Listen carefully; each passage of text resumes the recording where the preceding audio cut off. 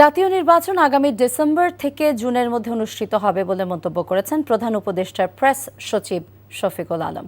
বিকেলে মাগুরা জেলা press club পরিদর্শন শেষে সাংবাদিকদের প্রশ্নের জবাবে এই মন্তব্য করেন তিনি। বলেন, নির্বাচনকে কেন্দ্র করে প্রধান উপদেষ্টা সহ সকল উপদেষ্টারা কাজ করে যাচ্ছেন। তিনি আরও বলেন, দেশের আইন শৃঙ্খলা পরিস্থিতির উন্নতি হয়েছে, যে সমস্ত জায়গায় সংস্কার দরকার সে সমস্ত জায়গায় সংস্কারের কাজ চলছে।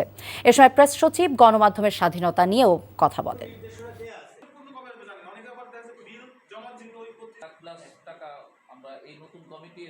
আমাদের চিফ অ্যাডভাইজার বারবার বলেছেন ইলেকশন ডিসেম্বর থেকে জুনের মধ্যে হবে।